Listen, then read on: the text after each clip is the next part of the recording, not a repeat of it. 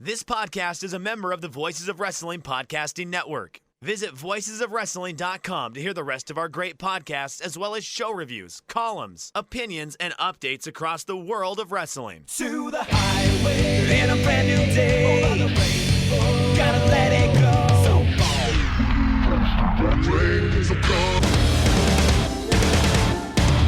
fast to finger down.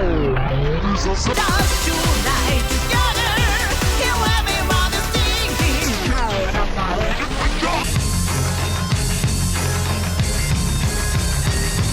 你看到我就怕，头皮发麻，我的手。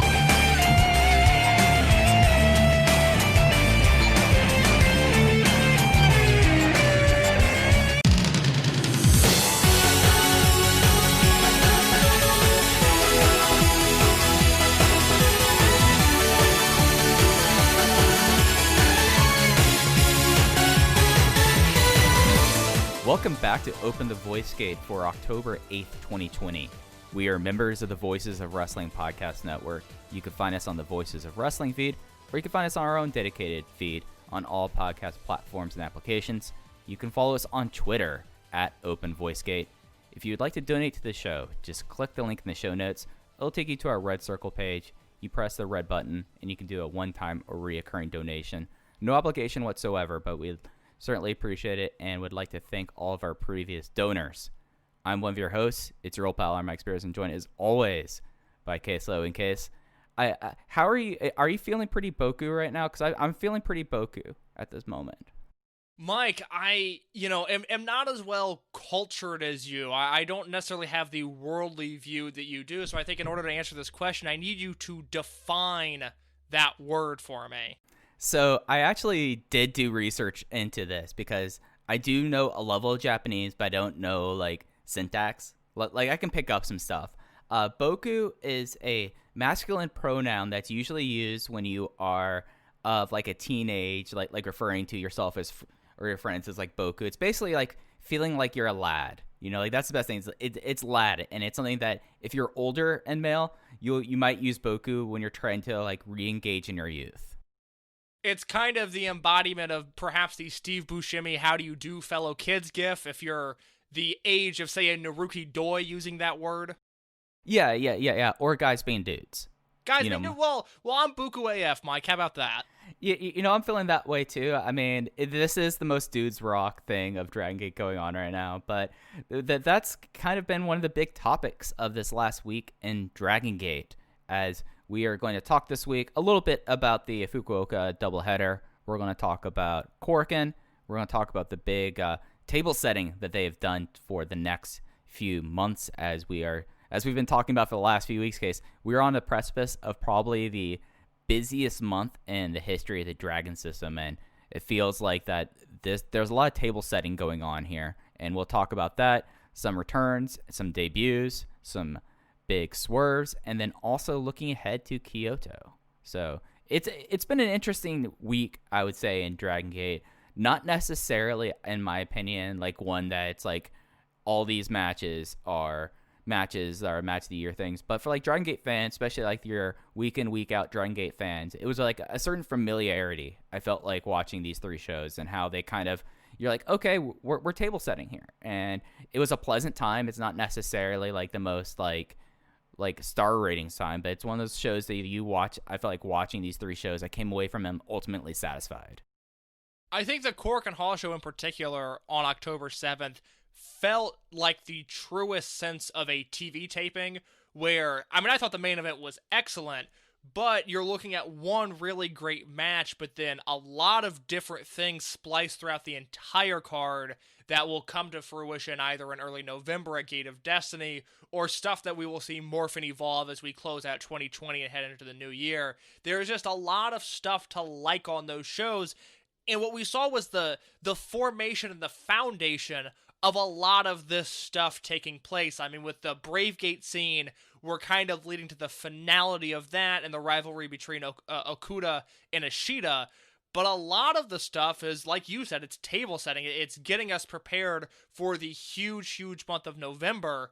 and I'm really satisfied with it. We're going to talk a little bit about the Fukuoka double shot from this past weekend, which I will say up top was perhaps the most enjoyable Fukuoka double shot they've done. That's not to say it was anything special, but it was painless to watch, which is a nice change of pace in Fukuoka. And then the Korakuen show, which again, not spectacular, but in the midst of tournament season, when you've got a Champions Carnival that disappointed until the very last match, when you've got an N1 that delivered but was inconsistent, and a G1 where seemingly the A block is delivering and the B block is falling short, Dragongate continues to be the one true consistent promotion. Yeah, and like that might be my biggest takeaway, that other than like our inherent bias, when I look at what promotions have done in 2020, even grading it on the scale of 2020 as a year like and like none other, Dragongate has put out, like with this weekend, especially with how we dread Fukuoka shows, they've put out the most enjoyable product that I feel like that even if you are someone that goes in and you're a pure work rate person, there's enough stuff going on here that I mean, like, just like 3-star city, but it's like a pleasant 3-star city, but we like watch this and it's pretty clear to me like how far ahead Dragongate is from everyone else in the world right now in storytelling and putting together, I feel like, entirely satisfying shows and playing to their audience in a way that I feel like a lot of promotions have had to kind of ignore because of COVID restrictions. Dragongate's figured it out, and I think it's something that if you're someone who just dips into Dragongate, just listens to this show, you're probably like, oh, you're being hyperbolic, but it's worth seeking out like these things because week in, week out, I feel like, and it's been a thing since July, that Dragongate has put out some of the most enjoyable wrestling in the world right now. I think it goes back to January. I mean, I was really high on that January Korakuen Hall show, and then we saw the KZ challenge in February and the Champion Gate stuff in March before things got shut down. But you're exactly right. I mean, for me, given the year that New Japan has had and the struggle that they've had adapting to the limited capacity space, now granted I'm a few shows behind the G1, so maybe that will change after I say this, but this is the first year where I can definitively say in a long time that Dragongate has had a better in-ring year than New Japan. But New Japan started off the year so hot. I mean, January, February, March, I guess January, February, they never ran shows in March. I was so into New Japan and thought we were going to have this great year of Dragongate and New Japan as being my central focuses in wrestling. New Japan disappointed me when they returned from their COVID hiatus, and so that attention has been shifted to Dragongate. But outside of the in-ring perspective, that's not what is important here. I feel like, especially in Japan, where, Big Japan booking is just atrocious. It's just another level of horrible. And All Japan booking, which I'm not super connected to, but I know enough All Japan hardcores that either are desperate for Miyaharu to get back to the top of the card to bring stability to the company, or are looking for Miyaharu to be used even less and to push some new talent. There's a lot of dissatisfaction within the hardcore Western All Japan fan base. Noah, I just hate the way they book. I feel like they've been doing the same thing with slightly different guys and slightly different unit names for the last 3 or 4 years, despite some highs in the in-ring this year, most of those being Masaki Mochizuki related, but still Noah can deliver a good show, but I'm not invested in their booking at all. And if you're comparing Dragongate's booking to New Japan, the Evil World title run was offensive and awful and dreadful.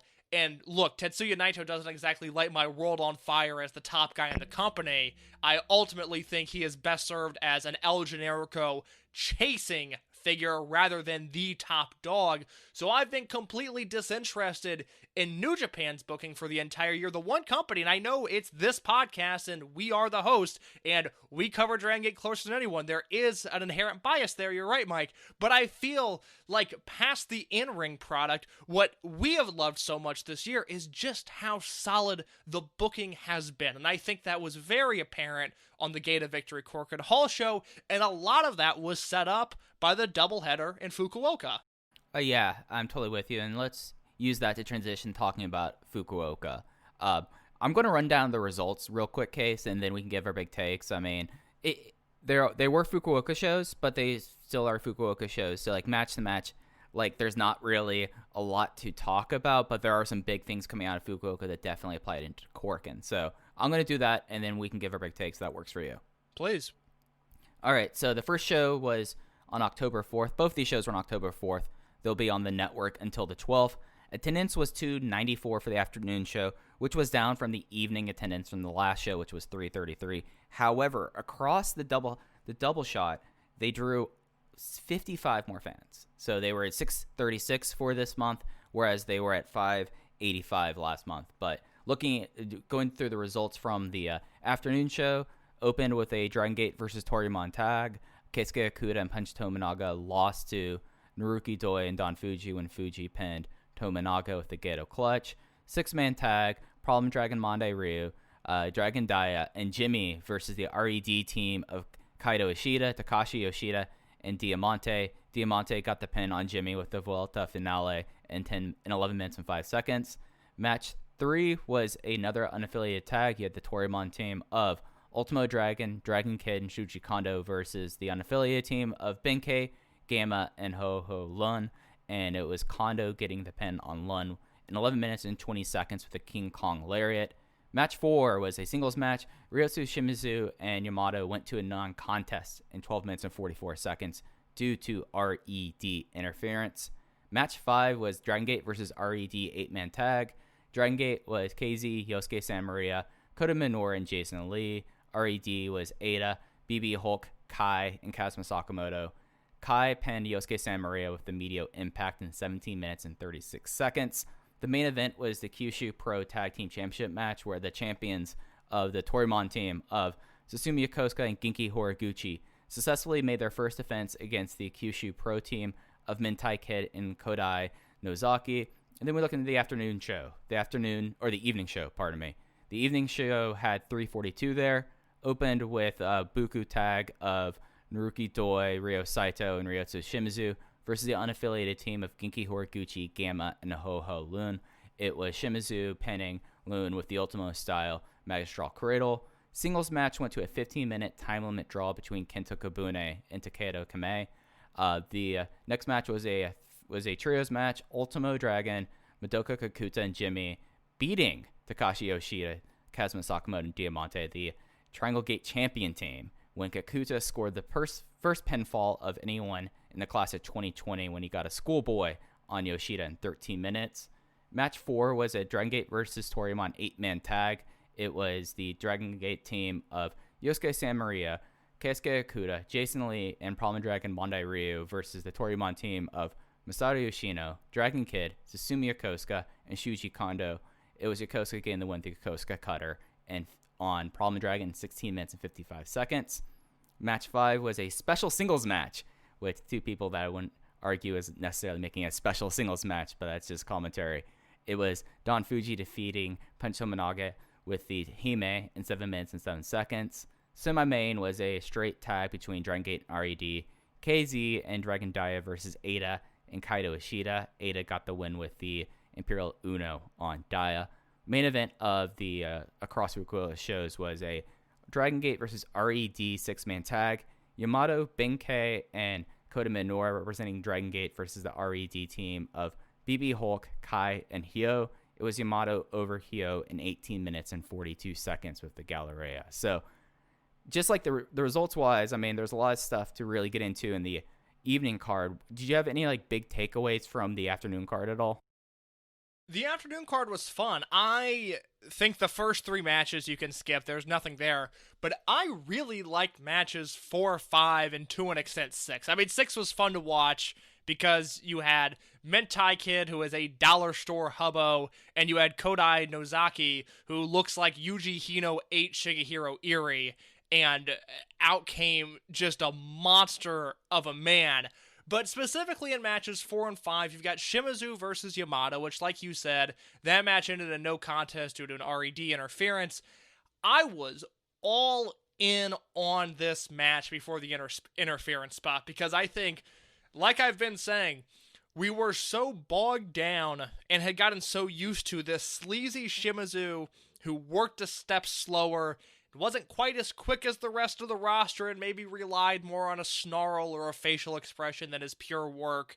Shimizu was back, and maybe he's not going to be able to show just how good of a wrestler he is teaming with Saito and Tominaga, but it's okay because there is a core value to Shimizu that I have not seen in a long time that returned in this Yamato match. I thought they were building to a legitimately great match before the interference spot, but it was match 5 of the afternoon show that was arguably my favorite match of the entire weekend. That KZ, Minoura, Lee, and Maria versus Eita, Hulk, Kai, and Sakamoto. And Mike, that is because of the performance of Yosuke Santa Maria and her battles with Kai. I thought she was brilliant in this match, but we did not talk about these shows at all. I don't know if this match even registered with you, but I thought Maria was terrific. I completely co-sign on matches 1 through 3. I was Shimizu and Yamato, I thought it was entirely enjoyable, but it was very lighthearted, and in a way that through watching these 3 shows, I probably would go back and, like, I went 3 on this, but in retrospect, it probably is a match that I'm more fond of. But yeah, the key matchup of this weekend, or at least on the show, was Kai versus Maria. Those two just had like a blast of a stretch. And then you also had like how everyone was really doing great interplay work. And this is kind of a match that they ran a very similar version of it in Korakuen as the main event. And just everyone was going on full gear. Just was a full out thing. Hulk looked great in this as well. This was a truly exceptional match and easily the match of the night. And I like Kodai Nozaki. He looks like I think he looks more like a combination of Irie and Ryota Hama, personally. But he does have the largest thighs I've ever seen on a pro wrestler. He is just wide. He's a big man. But this semi-main was an absolute blast. Like this was definitely worth going out of your way to watch. It might be something just because if you don't want to mess around with all the other matches on the show, when the Infinity cut goes up, I bet this one makes the Infinity. So you might want to hold off for that if you're not looking at jumping on the network immediately, in my opinion. I thought Maria's performance in that tag match and her bouncing off of Kai, it reminded me a lot of Masano Yakashuji of Michinoku Pro fame, where he was someone that was, even on the Michinoku roster, was smaller than everybody else. And whether it was a Dick Togo or a Taka Michinoku, whatever hot heel they had at the time seemed to always do the most amount of damage to Yakashuji. And Maria, obviously given her former friendship with Kai and Tribe Vanguard, seemingly her reoccurring allegiance to Yamato, and just the dynamics of the soft babyface Maria with this new rogue heel Kai, I just thought this worked perfectly for a Road to tag match like this was. I don't know why in particular this match jumped out at me. I went 3 3/4 with it and really flirted with going 4 simply off of their interplay alone. Everyone else in the match was fine, but anytime Kai and Maria were in the ring, I thought their interactions were electric, and I was already into this Yamato versus Kai storyline. I'm pumped we're getting a big hyped singles match between the two, because really it's not like we get a ton of non-title important singles matches. So we're getting Yamato versus Kai at Gate of Destiny, and I thought the slow build, or I guess just the small build in the grand scheme of things, of Kai going after Maria here was a home run. I thought that match was really, really excellent. Yeah. I went 3.5, so I was only a shade lower than you on this. It just was something that, like, when we've talked about Maria in the past, when she is playing like this scrappy underdog babyface, it is some of the best performances that the company has, and showing that immediate chemistry with Kai was something special. And then, yeah, the way that they've kind of been like, all right, these special singles matches on big shows are usually the KZ special, but now we're going to have like a heated feud into the mix, really excites me for Gate Destiny. It's something that, with them having 2 huge cards in 12 days, that's a smart idea to like use this as something to build up a show that, you have to get stuff done for. And I feel like that was really remarkable, and it's worth going out of your way for. Any other big takeaways you have for the Kyushu Tag Championship match? I mean, Mintai Kid I've seen a lot of. He always kind of reminds me more of like and this is no knock on him, because I really enjoy this wrestler. I'm about to throw this comp onto. He reminds me of like a second generation Billy King Kid in a way. Yeah, that is a really good comp. And it's not a bad thing. And I mean, it was fine. I mean, I will say the most flagrant violation of crowd cheering rules happened in this match when there actually were crowd calls for the Kyushu Pro guys. So they brought their fans and they were rowdy for this match. And then, yeah, Nozaki is just like a bowling ball of a man who is the only person I've seen to convincingly do a 1 minute head scissors hold. And I'm like, you know what? It probably would take me a minute to either pass out or figure out a way between this guy's like ham hock legs. The match was fun. I really thought the Kyushu Pro guys were going over, and when they didn't, it made me really intrigued to see, I guess, when and where Horiguchi is going to drop those belts. I mean, it'll probably happen on a Kyushu Pro show, which makes sense. I thought they would give the locals the rub here, and they did not. But the match was fun. I mean, I went 3.5 with it. I liked the interplay that they had, and it was perhaps the most enjoyable 3-match stretch I've seen on a Fukuoka show, because although I liked the evening show a lot, the matches that I liked there were a little bit more dispersed throughout the card. So I was pumped coming off that afternoon show. I was in a good mood watching the show, which doesn't exactly happen in this town all that often post Hakata Star Lanes. Yeah. The one last note about the day show, after defending their Kyushu Pro Tag titles, Yokosuka and Horiguchi made a challenge for the Twin Gate, so that was our second title match at Gate of Destiny signed. It will be Kota Minoura and Jason Lee making the second defense of the Open the Twin Gate titles against the Toryumon team. And the evening show, there was stuff I think I liked on the evening show more than what I liked on the afternoon show, but I think you're absolutely right. Like, there is like there is stuff that kind of just like slows the show down, so it's not necessarily like a stretch out of here that was really great. It was more of just like picking and choosing, in my opinion. Yeah, I mean, if I had the pencil, I'd be booking KZ and Dia versus Eita and Ishida in every town I run in. I mean, I want a version of that match at Korakuen Hall. I want a version of that match on a pay-per-view. I want a version of that match in Osaka. I thought their chemistry was just off the charts, and to me, that is the future of the company. I mean, those are the 4 guys that I would be investing my stock in, with, you know, maybe hedging a little bit for Kento Kobune and Sora Fujikawa, but those are the guys that matter, and that's no slight on, say, a Benkei. Benkei's just held the Open the Dreamgate title before. I think KZ, Dia, Eita, who's the current champion, and Ishida, who's the current Bravegate champion, when I'm looking at the future, I think those are the guys that are going to really be in the mix. I thought that match was just absolutely terrific. And then the other news is the time limit draw that the rookies had in match 2 and the Kikuta victory in match number 3. Yeah, so my quick thoughts on this in my main event. I thought this match was really interesting because how much of the match was basically KZ versus Eita and Ishida. Like, Dia was there, but Dia came in for moments and that was it. This was basically like almost like a handicap match in a way, other than getting falls broken up. And I thought like this was like one of those matches that like this is the Dragongate near future, whereas the rookies were seeing the far future. You know, like this is the next 3 years versus the next 10 years. So I know it sounds dumb to say this. Like, this is a really basic and obvious thing to say, but KZ is so good. Like, he is really, I mean, he does small stuff, and it's just a weird thing with Dragongate where I don't know if the tastemakers will see this the way they should, and I think just, it's, although I think the promotion is incredibly accessible, there's a narrative that says otherwise, but KZ's doing stuff in this match where he's, like, fighting off arm ringers. Like, Ishida's just trying to twist his arm like any wrestling match is featured ever, and KZ is fighting valiantly to prevent that, and this is, like, 2 minutes into the match. Like, everything he does is interesting. Everything he does is with maximum effort. He's great on the mat. We've seen him brawl. We've seen him fly.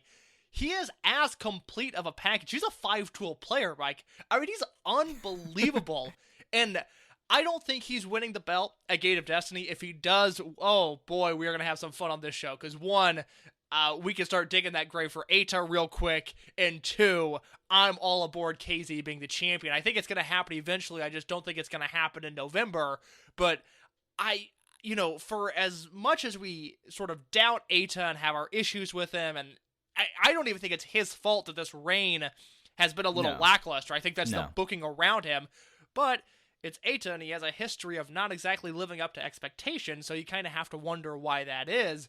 But I have no doubt that the Gate of Destiny main event is going to deliver off the fact that KZ is involved. Just off him alone, he could be wrestling a broom out there, and I'm sure I'd go 4 1/4 with it. I know it sounds dumb, but he is just really, really good, and I don't think he gets the credit for it. Because this is a guy 5 years ago that was wrestling in overalls and like, oh, he's a Bravegate champion, we've seen his peak, and he blew that out of the water. And it's been this gradual transition for the past decade, so it's not like, say, a Dragon Dia, where I know you were very down on him, and then all of a sudden, one day he figured it out. We're like, oh my god, we have to pay attention to Dragon Dia now. It's just KZ, just from 2012 to 2020, has picked up some tools along the way, has lost some weight every year, has changed his gear every once in a while, and now he's a main event guy. He's so good. Yeah, and if anything, like the power of KZ and talking about accessibility kind of leads me to a point.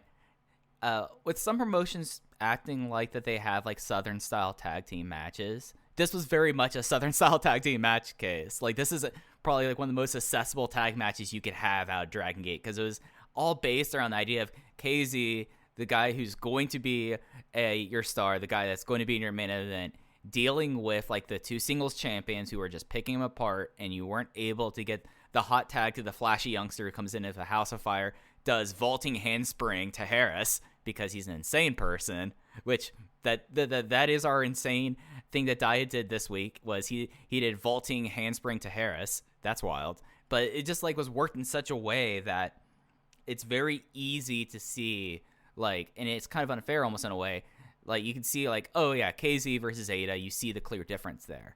But and that is part of Ada, part of KZ over the last 8 years, picking up so much skill, as you said, like going from the biggest lost post possible, just slumming around in a work suit and crazy hair, picking up falls, to eventually pretty much starting in 2015, him figuring it out more and more, getting injured, coming back, winning the Bravegate champion, then being like the solid tag worker in Dia Hearts and Tribe and Vanguard, and then finally in 2017, everything coming together. So it's pretty remarkable, and it's one of those things that I don't think they'll make the change there. I think that title change for Ada, no matter what, is going to happen at Kobe World, if it happens at all. But great tag.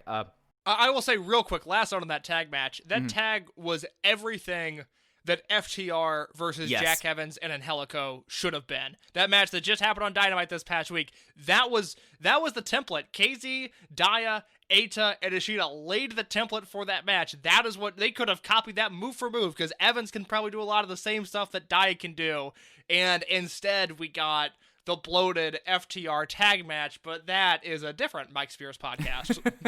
That's a different podcast I'll be recording later today. Yeah, no. Like this was this was like the most Southern tag I've seen in a modern wrestling promotion in a while, and I think that's kind of remarkable. And it's one of those things that everyone says that Jado and Gato are such Memphis heads. Like this is something that you would see straight out Continental. Like this is you could see this as an endpoint for that. Let's get into like the other like major big things that were happening on the show. Of course, we gotta talk about rookies for a second, case. We have a 15-minute draw between Kento Kobune and Taketo Kamei. This was my match of the day. This was my favorite thing that I saw across both of the Fukuoka shows. I went 4 flat on it.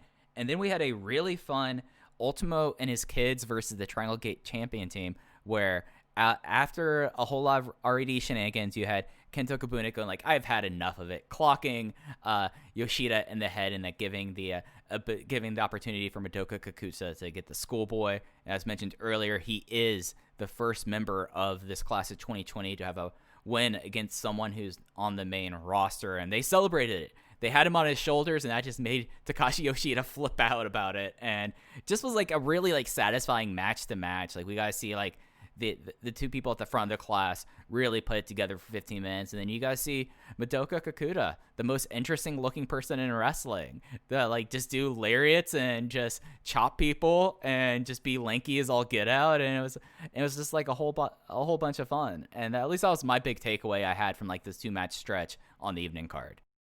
Madoka Kikuta kind of wrestles like someone who spams moves on a WWE video game if you're playing them online. Yeah. Like, he's a good wrestler, but you could also make the argument that he doesn't string anything together. He is hitting discus lariats and chops and moving on with his life. Whereas Kobune and Kamei, like, oh, that looks like professional wrestling. That's a structure of a match I've seen before. Kikuta's just a fucking weirdo. Like, that is the only way I can describe it. This dude is just weird. But, we talked a little bit about Gate of Destiny just a second ago. And I wanted to ask you, given this victory and the success they all had at Korakuen Hall, are we building towards some sort of Kikuta, Kobune, Kamei versus Yoshido, Sakamoto, Diamante Triangle Gate match at Gate of Destiny? If it's not happening at Gate Destiny, I could very easily see them making this into a 3-way trios match. Which I think is, yes, I think that's the more realistic option, is throwing a Toryumon team in the mix as well, because you're going to have to get some of those guys on the card. I mean, you could easily tag. do... Boku tag well, that's exactly it. That's probably what they'll do, is some sort of Shimizu, Tamanaga, Saito combination there, because I think Doi will be in a more important match. Mike, I think that might be the... it would be a big deal. A big deal if they gave the rookies that opportunity at Kobe World. But it's world in name. It's not the show that's happening at the end of July. And I think they've earned it. And I think that's what this comes down to, is if they all of a sudden have Kikuta, Kobune, and Kamei in a feature title match at Kobe World, something that's going to happen 4th or 5th on the card, I'm not going to blink at that. That makes complete sense to me, and I think you're right in saying that, hey, that Boku tag is probably happening there with the team minus Doi, who will be doing something far more important. I mean, he is a lad, but he's a lad with more important things on his mind. He's the guy in the friend group that has the real job, and like the other guys are still just kind of slumming around, but he's coming to poker night, but he's coming from the office, and he's still got the suit and tie on when he gets there. And he just rolls up his sleeves and exactly, and the fellas, they're gonna razz him a little bit. Went corporate on us, but it's Naruki Doi. He's got bills to pay. Yeah. I mean, he's not going to stay at poker night as long as everyone else, because he has to get back home. He has his wife. He has to get to bed early because him and his wife have to go to Costco the next day. Maybe it's where I'm going right after this podcast. I completely understand.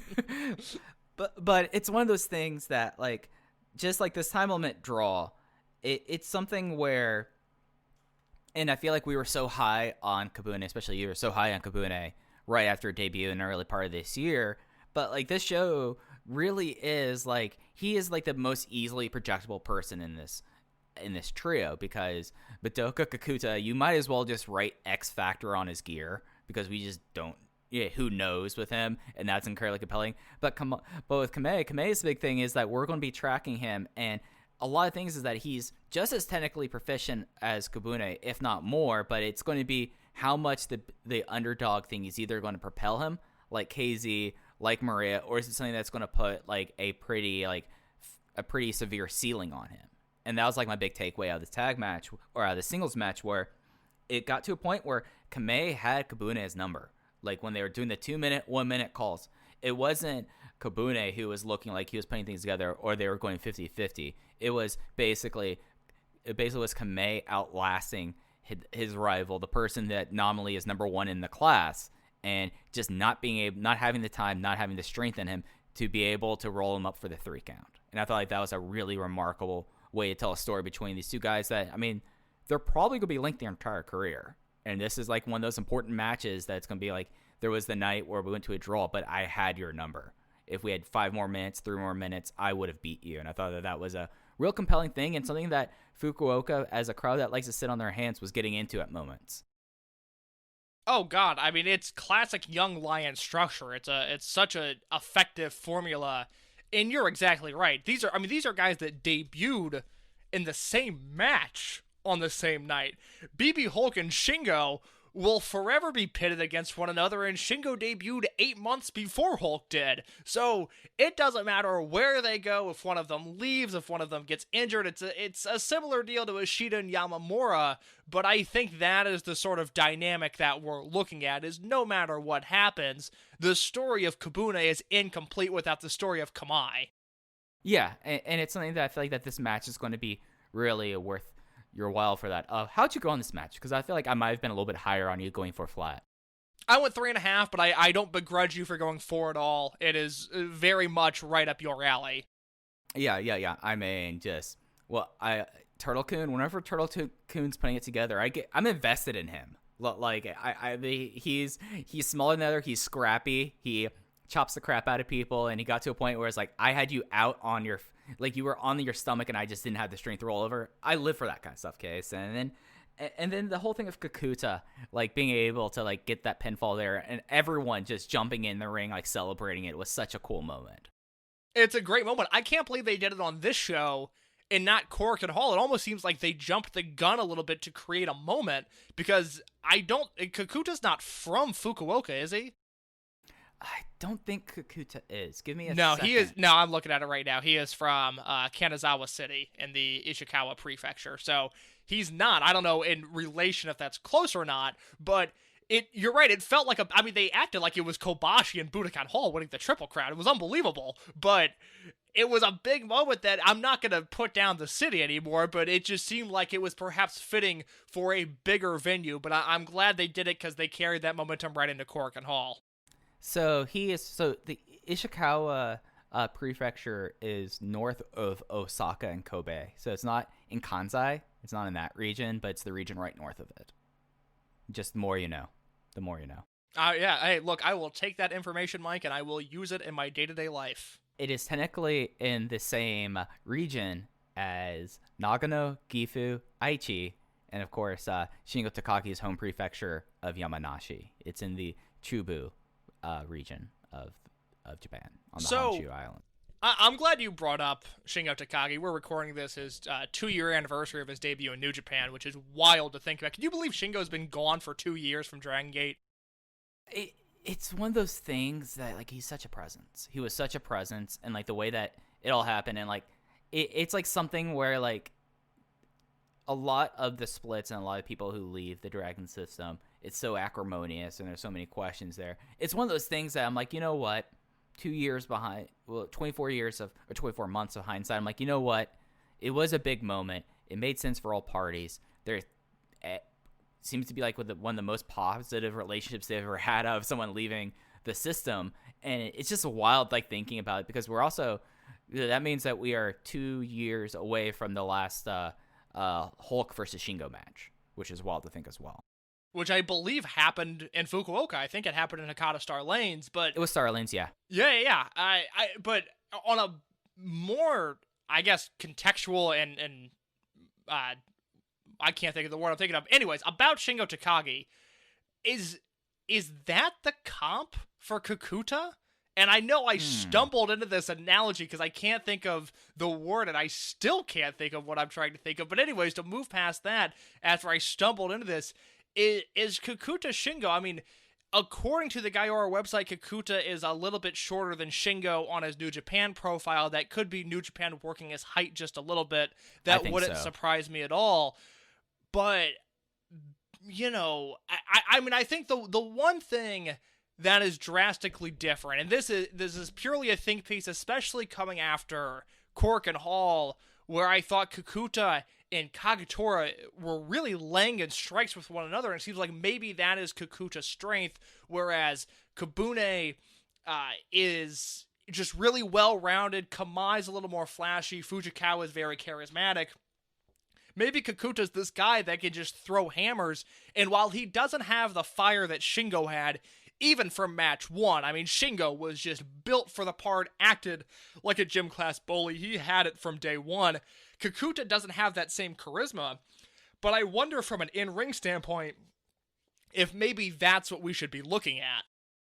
You know what? And it's also something that, like, I totally see that, especially with the idea that they're making the discus lariat. It seems to be Kikuta's big move early. Like, you can make, like, the one-to-one comparison to the pumping bomber. Like that, I feel like that's pretty easy. The interesting thing is that I feel like that Kikuta, at least, he's someone that, like, he's so, and I'm not trying to say this, like, in a way of being dismissive or like this. He's so interesting looking. Mm-hmm. Like, you look at him, and at least when I look at him, I'm like, I'm wondering what it would be like if he's a guy who decides to put weight on, you know? because he's someone that, like, because of his height, he looks very lanky, and I don't know if, like, his body type is one that could really, like, just go pump iron, eat a lot of protein. But it's one of those things that, like, it's something that the more I think about it, the more I understand the comp you're making there. And it's something that's interesting because, like, when you, like, looked at Shingo debuted as, like, he wasn't even debuted as a prospect. He debuted as someone in actuality. Whereas Kikuta, maybe it's something where we see him slowly pick up the throws. He picks up, like, certain things and maybe gains power, gains some more mass, and I can see that happening. Like I think you might be onto something there. It'll be interesting to see that, to see how if he ends up ending up this way over the next 12 months.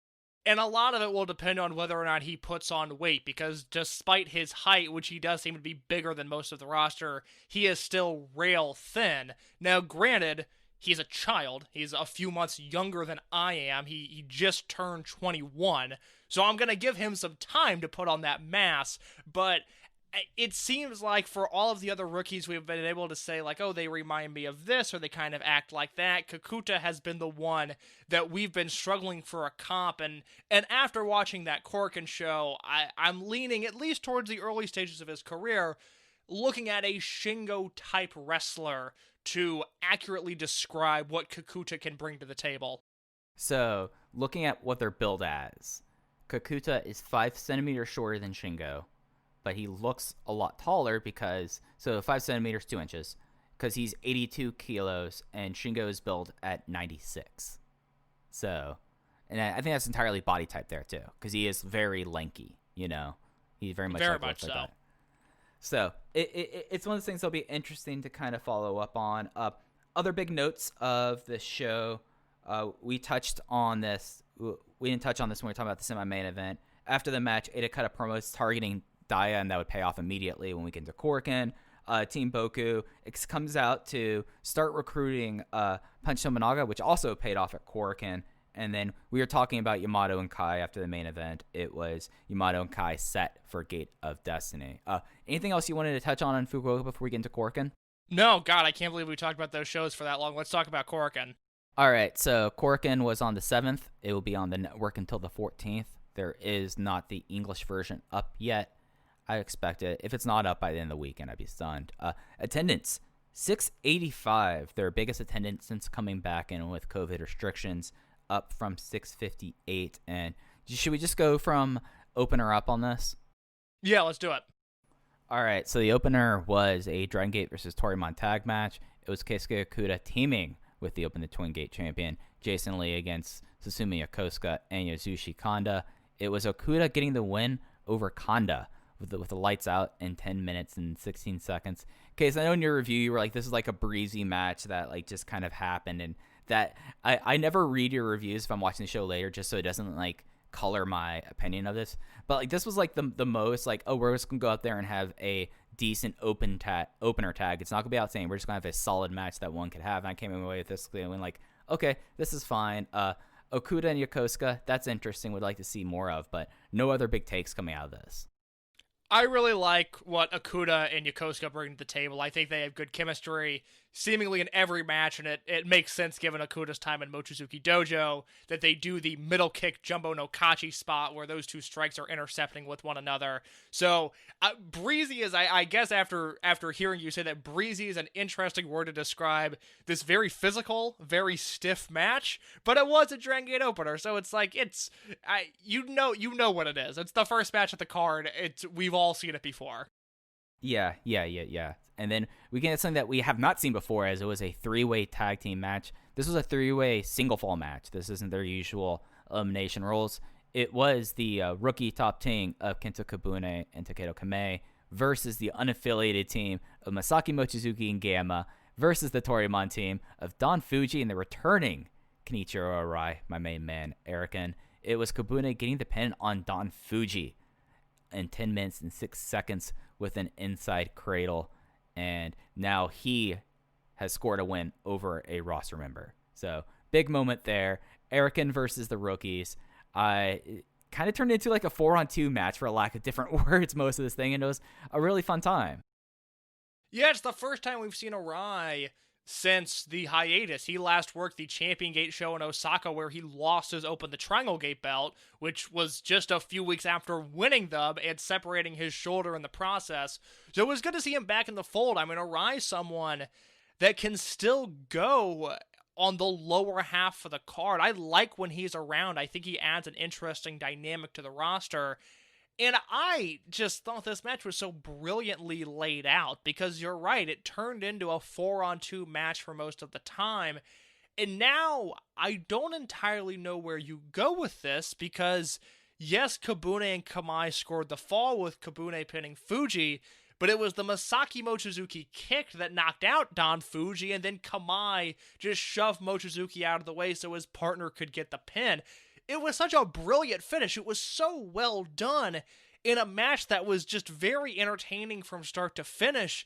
And so that is kind of what we were talking about at the start of the show. Like, look, was this match, 4 stars? Absolutely not. I went 3.5. I really liked it. But Same. it's the booking literally up and down the card. You have these guys that are less than a year into their careers, and they're being given something to sink their teeth into, and clearly, from the results in Fukuoka, from this match, and from match 3, something is happening with the class of 2020, and I don't know what it is, and I still can't entirely pick up on what they're going for. Maybe it is that triple threat Dragongate match that I think would be absolutely terrific if they did. I don't know, but they clearly have confidence in these kids to give them what is starting to become a pretty interesting storyline. I really like what they're doing on the undercards, and I hope it continues until we see their elevation. Yeah, and it's something that it's kind of directly in contrast of what happens with the Kikuta on the next match, but it's like they were able to handle the guys. And it's kind of been like an interesting storyline of them having rookie matches, them having like special challenge matches where they were able to go like 10 minutes and then they'd finally get put down. They were able to show fight, but they were sticking with them. Now it's not just that they're sticking with the veterans, it's that they are either actively better or they have their number, but they still don't have the finishing stretch. They don't have the kill shot yet, because you had the idea that Kikuta got the pin on Yoshida after Kobune clocked him in the face, and we had the one that this was a misfire, but they were able to capitalize on it. And it's so interesting to me because in contrast to other companies and how they treat rookies, it's like, no, these guys are progressing. You could see them getting better and better, and they're kind of putting it together. And it's such a fulfilling thing to see, like, okay, not only are they able to handle this and equip themselves, and if this was like 3 months ago, this would have been like an absolute beatdown. This would have been like that Kobe Sambo Hall match that, that was truly exceptional. But this is like so fulfilling to see this, that like they're getting it together. They're not all the way there yet. I mean, they're not beating them without like misfires or without distractions, but they understand enough and they're good enough to be like, oh, we see this opportunity in front of us. All right, we're going to take this opportunity and go with it. And I find that very fulfilling, and one of those things that makes the show incredibly watchable, at least this week as well.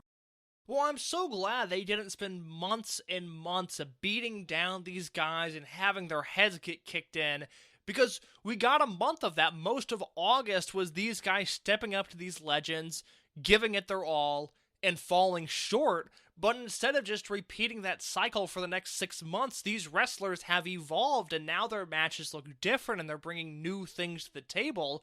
And because of that, in a kayfabe sense, but also in a very real sense, they are evolving as wrestlers, and it's really nice to see a constant evolution. And I understand that a company like New Japan has the way they do things, and it's going to take them 3 or 4 years to escape the black tights, and then they're going to go on excursion for a year, and then they'll come back, and maybe there'll be a Hiromu, or maybe there'll be a Master Wato. That's up for fate to decide.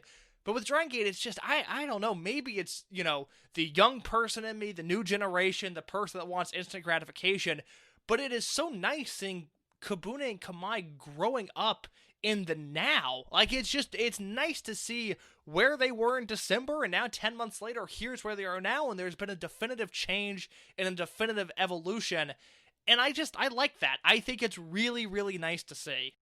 Yeah, and it's one of those things that I've always, like, the whole, you lose for 2 years and you go on excursion and then you suddenly start winning.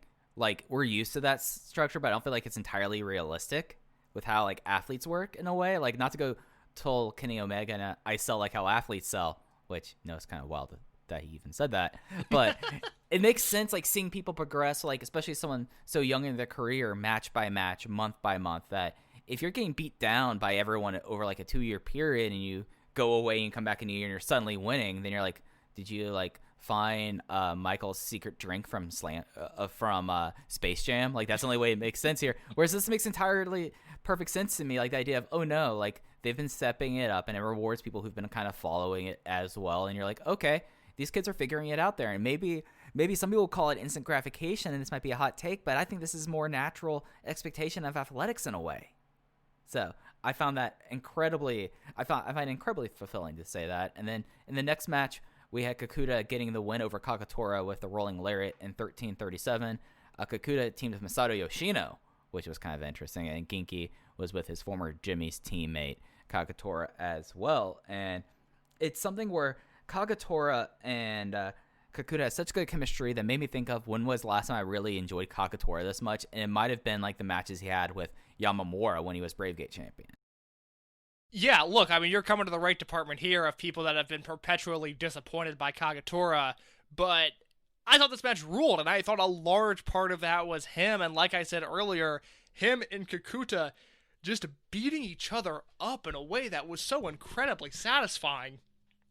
And I really think that is why the Shingo comp at least needed to be floated out there, because Kikuta's coming across like a tough guy. And that is something that we see it with Fuji and with Mochizuki and with Akuda, and I think to an extent Ishida.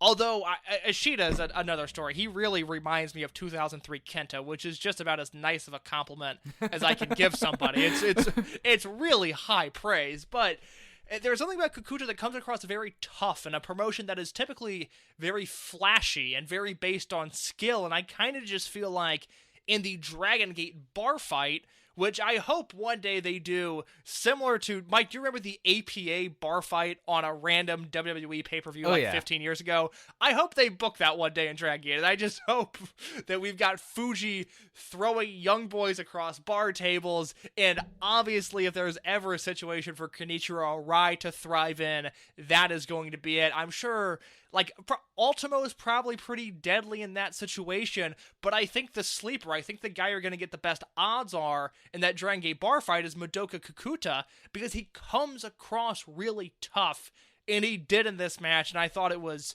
especially coming after Kobune and Kamei getting such an impressive victory, even if it was through nefarious circumstances, seeing Kikuta get a clean win here was a very interesting thing to see. Again, it's building that momentum, and I really like to see it.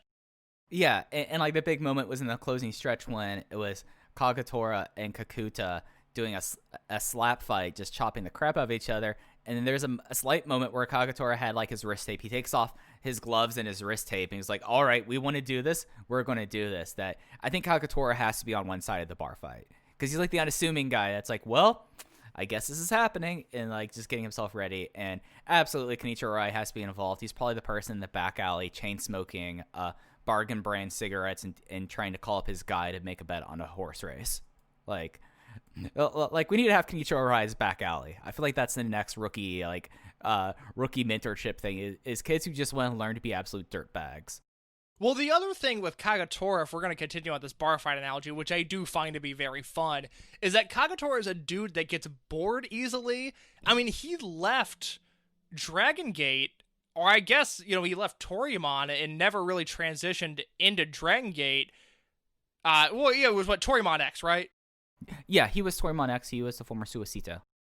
That's what it was. But he abandoned the promotion and then, goes to El Dorado and is working Big Japan and, found himself, in the US indie scene for a half a second. He's a dude that gets bored, and I'm afraid that boredom could manifest itself into very violent energy if he is provoked in the wrong way.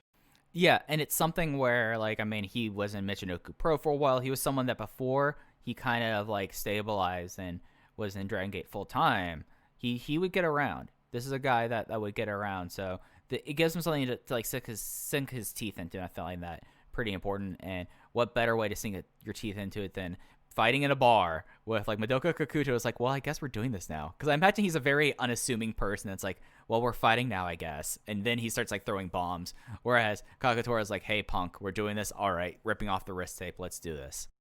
I think we have nailed this analogy, Mike. I'm really proud of both of us. Well, speaking about someone getting nailed, it was the next match was a trios match with the Torimon team of Ultimo Dragon, Dragon Kid, and Shuji Kondo versus Kazuma Sakamoto, Diamante, and Hyo of RED. And after a low blow that was the best sold low blow of all time, Diamante pinned Ultimo Dragon. You know what, kids? When we're recording this on a Thursday, of course, it's the 8th.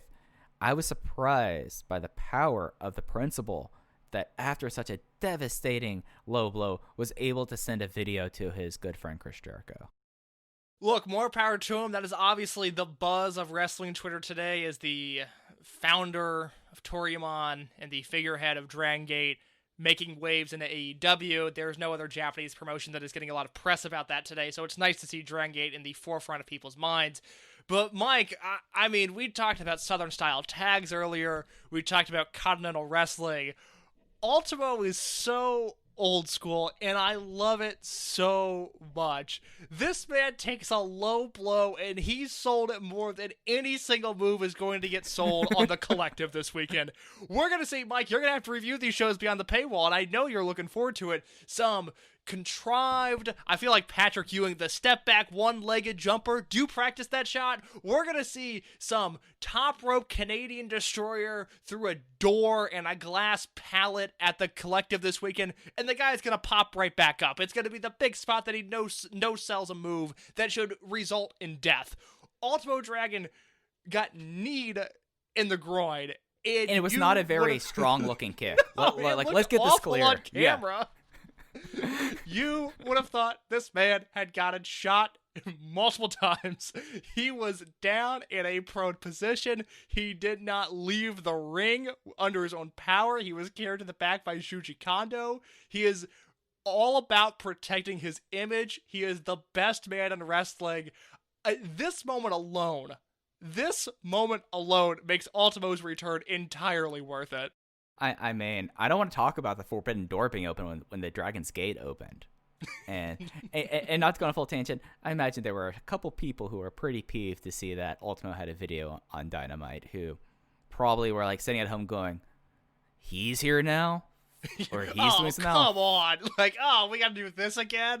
That's the thing. I was also very surprised, and I guess maybe we're the people that need to fuel that speculation. Maybe we need to tweet out some cryptic things. But should we start astroturfing things? You know how I love like starting a brand basically and speaking things into power case. You're talking to the right person. It just seems like Shima, and I'll name names. I'll do it. This is the Open the Voice Gate podcast. We name names. Shima's someone that sits down every single week and posts on social media how excited he is to watch Dynamite. And I will do another check, but I believe this man has been silent about Dynamite this week. I'm right now checking his Twitter account, Super Shima 1115. He's watching the Jericho Anniversary show. There's a tweet from last night. Yeah, saying it was amazing. And that was it. I wonder the thoughts that were racing through what was going on in the Oshima household last night. Look, that's a question I'm constantly wondering. It seems like a fascinating existence between that and unfortunately that horrible, what was it, a bike accident he was in a few weeks ago? Yeah, he was hit by a car on his bicycle. Can you imagine the life, and look, I love Shima, but this dude's going from, there's a video of him sitting behind the merch table in a closet watching T. Hawkins 01. A few days later, he gets hit by a car on his bike, and then he's like, well, finally I get to come home and watch my favorite wrestling show, AEW Dynamite, and Ultimo Dragon appears. What a week for him. Well, but Case, you can still pay $88 to go sit in an art gallery and watch a show live, or watch it from his cell phone for $30. Whew, boy. I'm just gonna leave that thought hanging here as we move on to something that was an appearance of its own, as it was a no contest in the singles match on the show. Dia and Yoshida because we had interference. We have a new debut. It was Dia Inferno, who came out, unmasked Dia. Sounds like that should be like a disqualification. I feel like in the rule books, I'm going to take this up with GM Yagi, because if you ask me, you unmask someone and you start attacking them, that's the person who got attacked. He gets the match because there's an interference from the other side. But we have now a new member of RED, Dia Inferno. In case, how long have I been saying I want to see a generational rival with Dragon Dia? I feel like I've been saying this since the start. That is accurate. I can come on this podcast and say that is something you have been wishing for a long time. Now let's play the fun game. You know, we've got a demon that was unveiled later in the show. But now we have Dia Inferno, who I do need to say up top, what an amazing debut. I mean, how good was this segment, Mike? It's like the one time that I'm sad that the protocols were there, just because of the amount of shock and horror that you could feel through the crowd, because you could sense the crowd being silent in a way that they probably would be shrieking or booing. Like, it was like one of those things that is like dead silence. Inferno comes out, he attacks Dia, rips off his mask from a standing base, which is something that usually you don't do because then you could like do this. So this guy just did not care. He has Drago's mask, but better. He's wearing like all black with blood splatters. He has a dry fit on, which for the guy who I think it is, probably don't drop the dry fit. Like, it makes it more obvious who you are. And just like RED having to hold him back from Dia as Dia escaped. What a debut for Dia Inferno. Barking like a dog, basically, at the Dragongate generation. It was unbelievable how vicious, and I used the word unhinged in my review. I mean, this is as good of a debut as I've ever seen. And think about, you know, the Dr. Muscles and whatever other characters. Metal Warrior, thank you. You know, that Dragongate typically uses, even these demons. I've never seen anything come across quite like this. I mean, he looked deranged, and it's not just that he came in the ring and attacked Dragon Dia. He comes in the ring and stands in between Yoshida and Dia, and then kind of waves Yoshida off before attacking him. And that few seconds where he was standing in between the two was absolutely horrifying. I mean, it was so well done. And now we get him wrestling immediately. He's on the Kyoto show that we'll preview in just a minute. But you referenced the dry fit. You think that gives away who it is. I think I have scientific reasoning behind my pick for who it is. We're probably on the same page, but let's get it out in the open. Let's pour some gasoline on this fire and name names like I just talked about, Mike. Who do we think is under the Dia Inferno mask? I would say with 60% probability that it's Yuki Yoshioka. Mike, do you remember anything from the March 2020 Korakuen Hall card, the show that never ended up happening? It was headlined by a GHC title match that was eventually moved to the empty arena. But do you remember anything else from that show? Oh, it was supposed to be Yoshioka versus Dia. It was supposed to be Yoshioka versus Dia in match 3, and then from there, Yoshioka was going to go to Mexico. So I can say with 98% certainty that under this mask is Yuki Yoshioka. And look, he's never had a singles match against Dragon Dia. If you look on their cage matches, it's not like they've even wrestled each other all that much. It seems like for two guys that debuted roughly around the same time period, they've only got 11 matches with one another. They've kind of bypassed each other along the way, and one of those matches was on a Prime Zone, so you're really looking at 10 legitimate matches, all tags, most of them non-televised, some even where they're teaming against one another, so we really don't have a good feel for what their chemistry is like, but whatever critiques, and they weren't even critiques, but you have to remember, we were comparing Yoshioka to a Susumu Yokosuka, almost that silent killer type, someone that didn't really have the charisma of a Yamato, or if I almost said Shima, of a Yamato or a BB Hulk or one of these top-level guys. Under this mask, oh my god, he comes across like a killer. It is so cool to see, assuming this is Yoshioka, the transformation that happened during this excursion, because even though he's under a mask, he feels just reborn. I mean, this was such an exciting debut, and now I'm even more excited to see him work because This storyline all year has been Dragon Dia cannot get over RED. He cannot overcome this heel unit. And now they've got a guy in there specifically to torment him.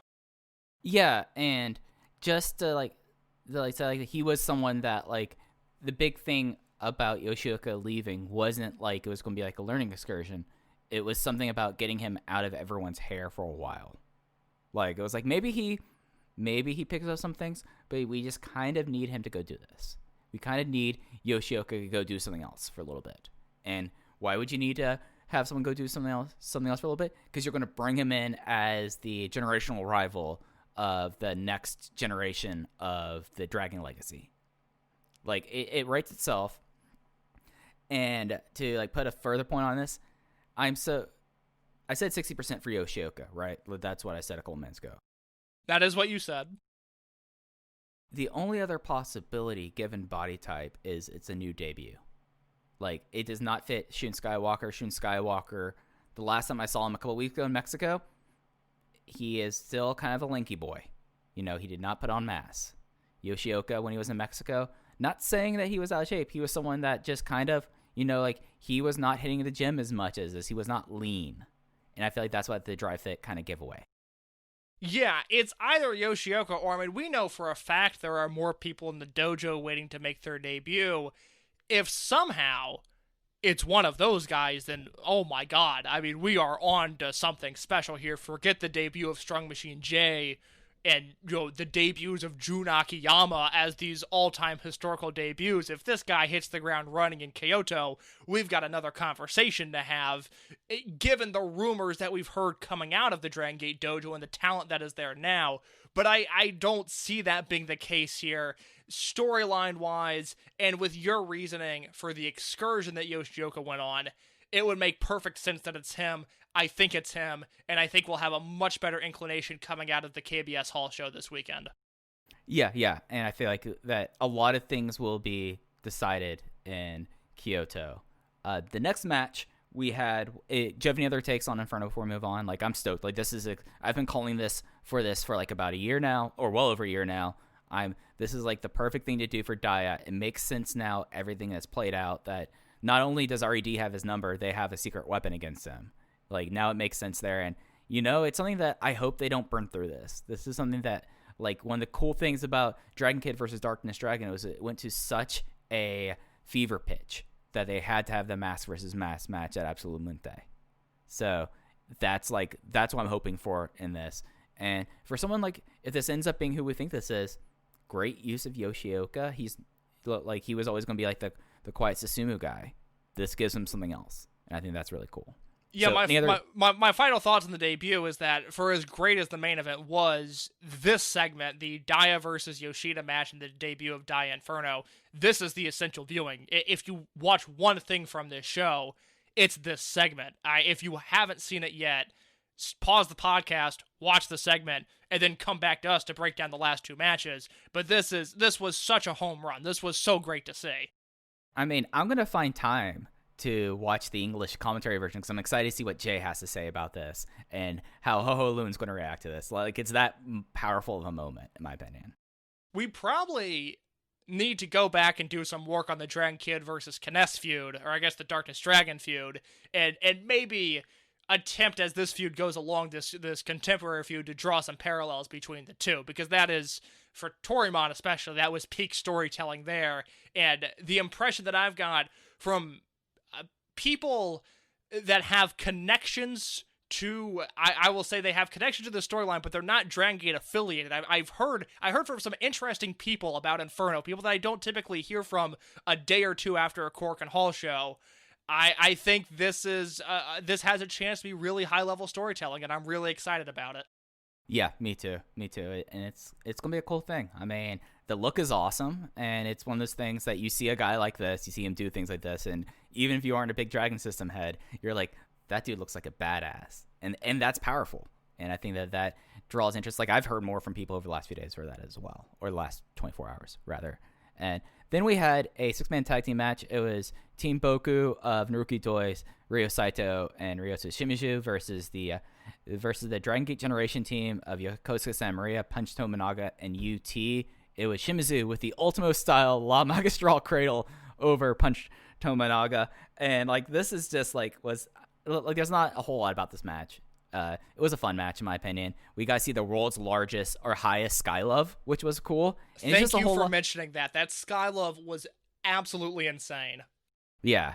It's just one of those things that Shimizu's always been a big boy. He's a powerful boy. He was nationally ranked at one point with the shot put. That's why it was called the shot put slam. So no wonder he was able to help base and launch Maria that high in the air with that. And this was just like dudes being dudes. Guys rock. You know what I mean? That's what the dudes rock. That's how Boku Team Boku really is. So I enjoyed this a lot. This was just like a fun thing, and it's something that, then they immediately tried to recruit Punch Tominaga post-match, and Punch Tominaga seemed frustrated, and it's like, I don't know yet. But we get resolution about that going to the main event. Do you have any other big thoughts about the trios tag?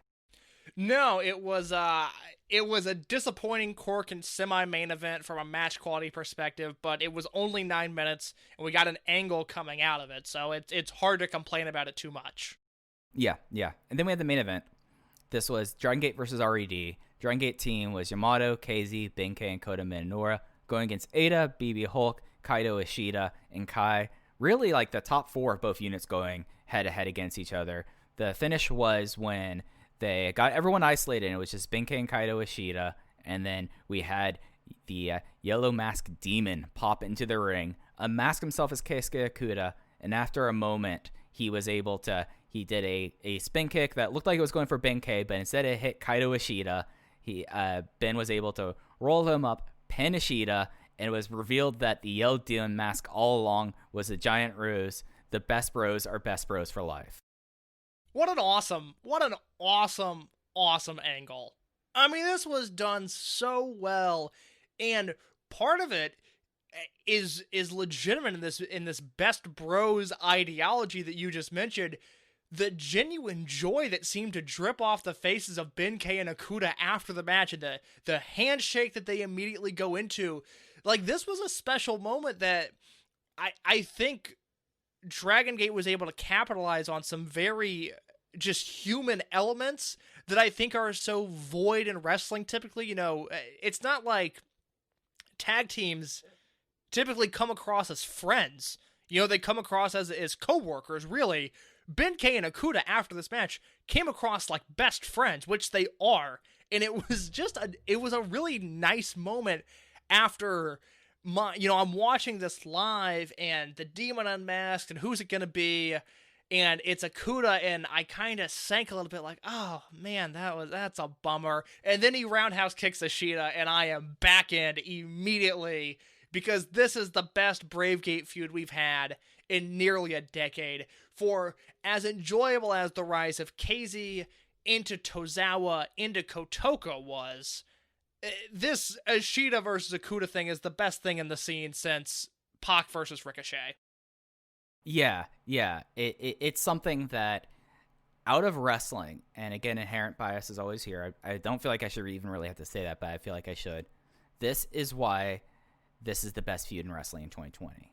They built it up in such a way that I was like, no, everyone thought you were getting in my head. No, me and my gym class best friend, we managed to pull a fast one over like the conniving, like the guy who was stirring the drink, the guy who seemed like he had his number was getting to his head. No, he didn't. It was the time for the bros to get one over on it, and it just felt like so good, and like was like the perfectly logical way after all this. Like, no, and we aren't done. I'm facing a Gate of Destiny. That's a Bravegate match here, and just incredible thing. And it came after a match that was just clicking on so many levels in a way that Dragon Gate's able to both have the output and then have these emotional moments like tie in and weave like incredibly fulfilling story that would fit in any year of the Dragon System, COVID or not.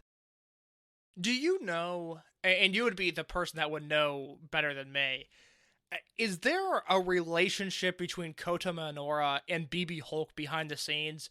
Because I think it was either Alan Forel or Joe Lanza that mentioned, Hulk took the fall in the Memorial Gate Twin Gate match to Minoura, and I believe on the July 15th Osaka show, Minoura pinned Hulk as well.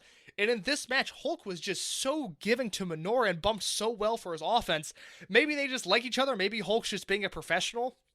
But I don't know if there's a deeper relationship there.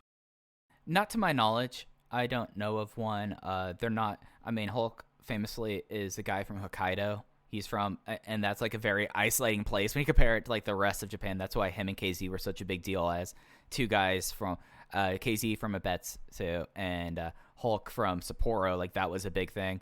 I don't think that they have that kind of relationship. I think they just work well together, or maybe there might be a mentorship happening that I haven't heard of, but not to my knowledge. They really do work well together. I think in this current iteration of Hulk, which is, he's someone that's slower than most guys on the roster now, and he really has to rely on his strikes to get him over. His best chemistry on the roster is with Minoru.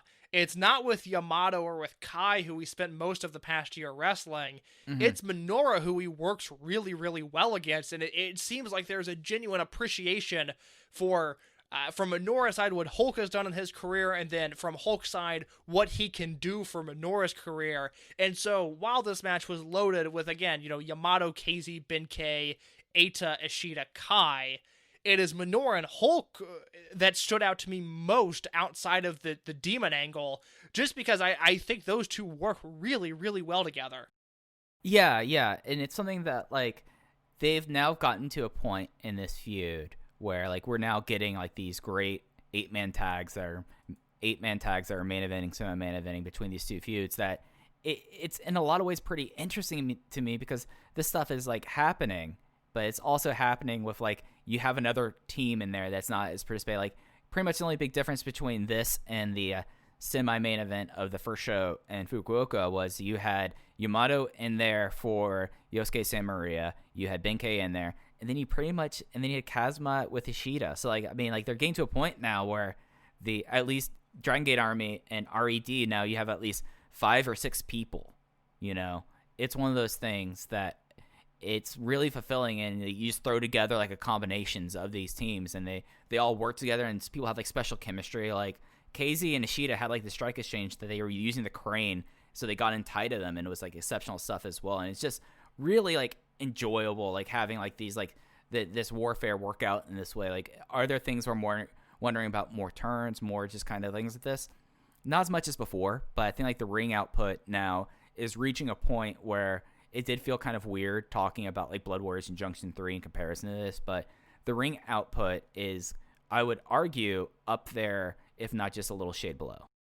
We're missing the 1 or 2 really high-end match of the year contender matches.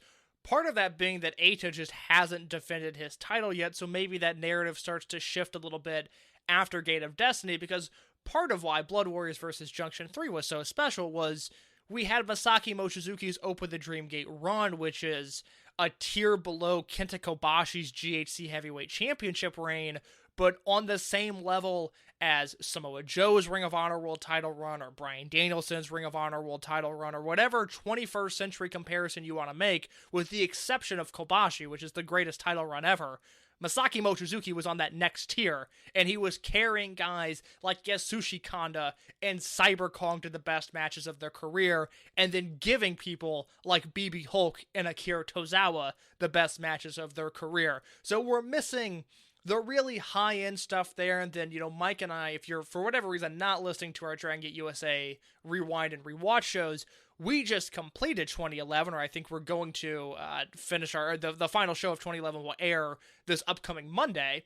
Right. And we, me especially, but Mike every once in a while would dip in and rewatch some of the Junction 3 versus Blood Warrior stuff that was going on in 2011 in Japan, and for as great as this match was, it wasn't quite on the level of maybe some of the more high-end multi-man matches, but I think we're basing this generational warfare off of Blood Warriors versus Junction 3, which saw Blood Warriors form in January of 2011, similar to when this generational warfare took off. Now, it took Junction 3 5 months to fully form, and then we had, essentially 9 months of this full 2-unit warfare thing going on.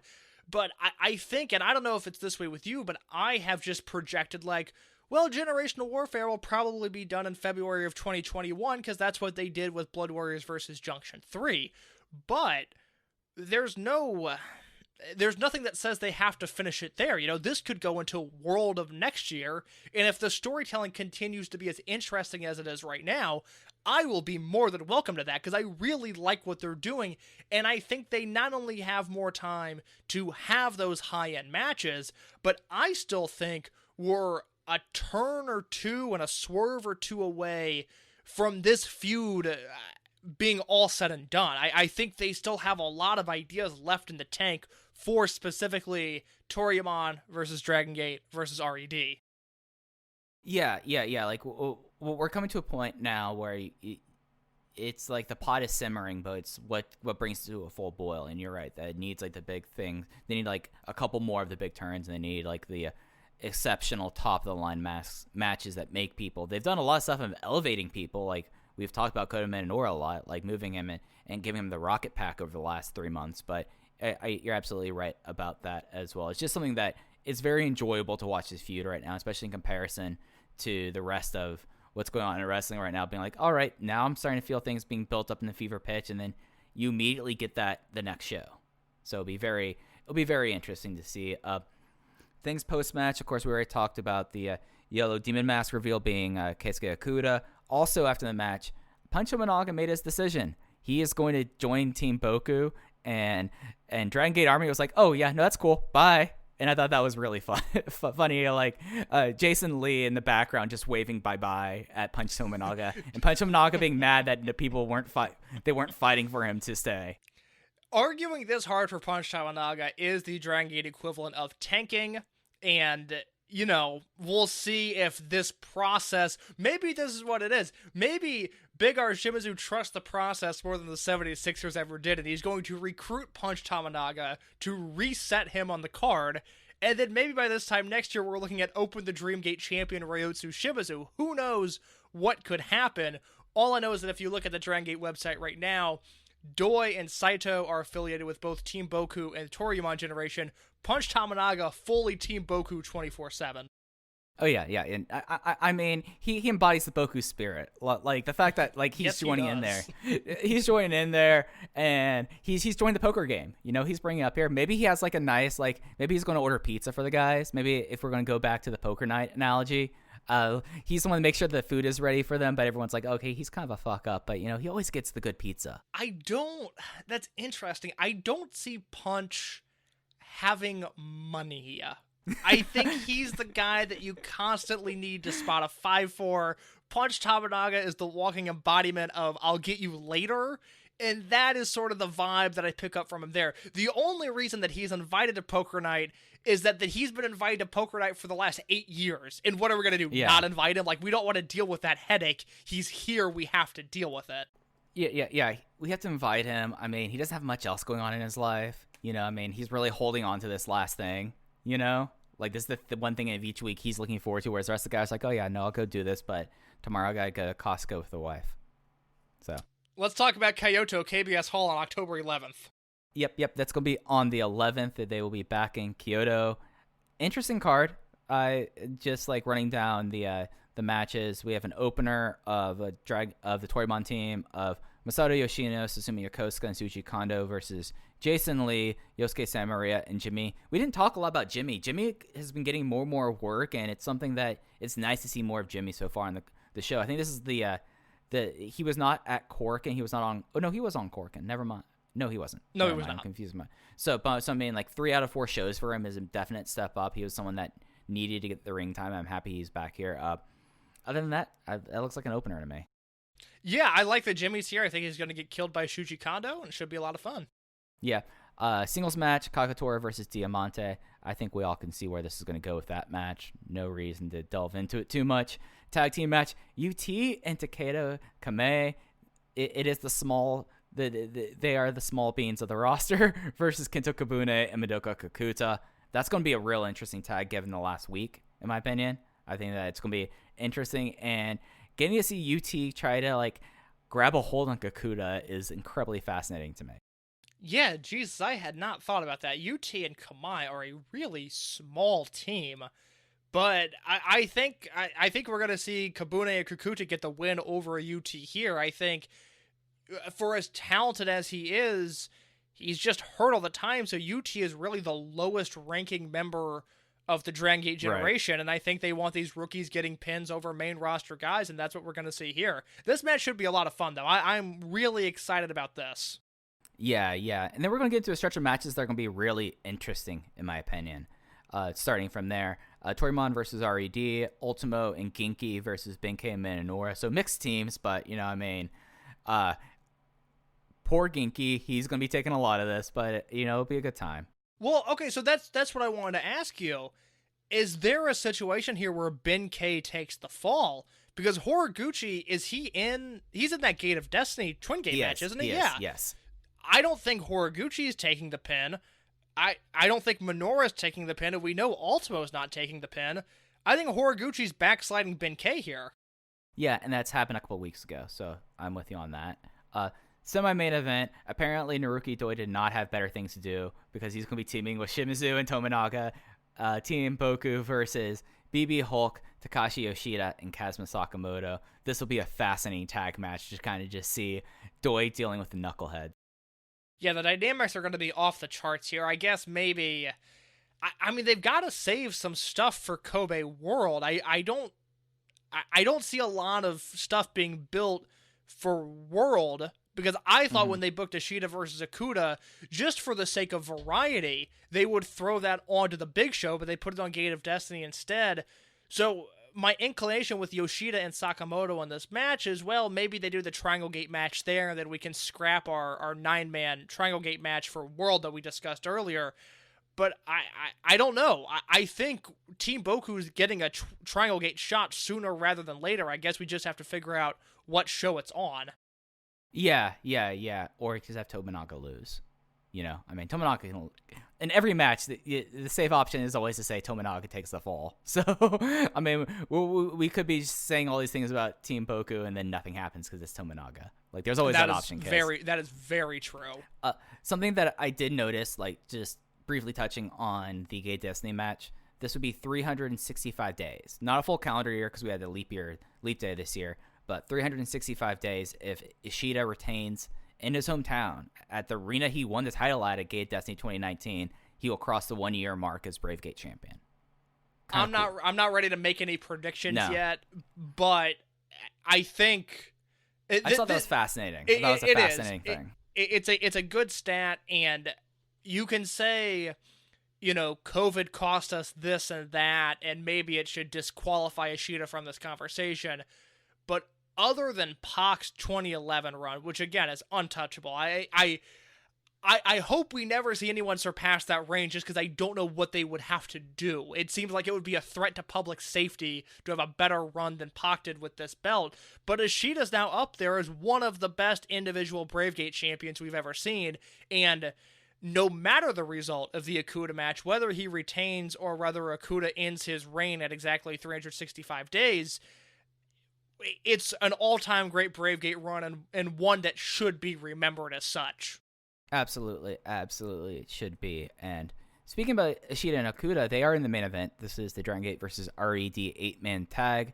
Yamato, KZ, Keisuke Ikuta, and Dragon Dia are going up against Ada, Kaito Ishida, Kai, and the debuting Dia Inferno. So we're going to know real quick, and we might be real dummies here. And this could be a debutee. It could be that somehow over the last 3 weeks, Shun Skywalker decided to bulk up, but we will be able to probably figure out pretty quickly who Dia Inferno is in this match. And I'm stoked to see, like, what the style is going to be. Like, he's basically been treated as a mad dog. Well, how about you face against Mr. Danger Zone, Keisuke Ikuta, in this match? What's going to be when Inferno is unleashed on KZ? The person, like, he's going to try to protect Ada in front of this Dreamgate match that's going to be happening in a few weeks, and then Yamato's in the mix as well versus Kai. It's a really fascinating preview match, and something that usually we talked about how the preview matches before the cage matches usually feel kind of rote. This one is very interesting to me. Like, this is a good preview match, and we get a lot of new things on offer here, in my opinion. This is as excited as I've been for a match all year. I mean, legitimately, I am so into this Dia Inferno character after the debut. It can't be Shun. I mean, Shun is 7 inches taller than Yoshioka. 7 centimeters. 7 centimeters. Yeah. I was just talking to somebody about the metric system a few days ago and how it's just insane that we don't use it. But that's besides the point. But no, you're right. It is. I misspoke. It is 7 centimeters taller. But still, like, it's not Shun. It doesn't look like Shun. It's not tall enough to be Shun. It's not Shun. It's either someone we don't know or it's Yoshioka. And I lean towards the latter in that argument. And I can't wait to see what he wrestles like. If it's anything like that debut, the movements that he took on, again, essentially barking like a dog at the Dragongate generation, we are in for a treat if he wrestles anything like that. And he's with an A-team of Dragongate generation guys. There's no slouches here. There's no Strong Machine J, or even, with all due respect, Yosuke Santa Maria or a Jason Lee even. Like, these are the top guys in the unit. And so this has a chance. And the opposing side, it's not like you've got BB Hulk or Yoshida or even a Diamante. You've got the A-team of RED. So this could be a really, really high-level match in a venue that always hosts good shows but never really has those great matches. I should probably temper my expectations a little bit, but just on paper, I am salivating over the idea of this match. I cannot wait. Yeah, and that's going to be the show that's going to be on the Dragongate Network on the 11th, 5 p.m. Japanese Standard Time. That's 4 a.m. Eastern, 3 a.m. Central, and 9 a.m. Greenwich Mean Time, I believe. I don't have my clock in front of me. But it's a loaded card, especially for Kyoto, and I'll be interested to see what's going on from there. We've already pretty much talked about everything that was added on to Gated Destiny. Schedule ahead, they will be back in the hollow ground of Kobe Sanbo Hall on the 17th. They will be tipping Nara. We were thinking that they were, and they are. They're going to be tipping Nara for Doi's 20th anniversary. And that's it for the month of October. They're lulling us into this because I've already looked up the schedule, at least for the first part of November. And within a 12-day period, we're getting Gated Destiny, Korakuen Hall, Kyoto, and then Kobe World. So enjoy the relative piece now. It's just going to get crazier from here. Case, I think that's probably going to do it for this week. Do you have anything else you wanted to add or talk about before we get out of here? That is all I've got. All right, so that's going to do it for this week of Open the Voice Gate. You could follow our Twitter account at Open Voice Gate. You can follow Case personally at _ in your case. You can follow me at Fujiheya with 2 eyes like Don Fuji. But that's going to do it for this week's weekly update. We'll be back with you next week talking about this crazy Kyoto card. So for Case, I'm Mike, and thank you for listening to Open the Voice Gate. Take care.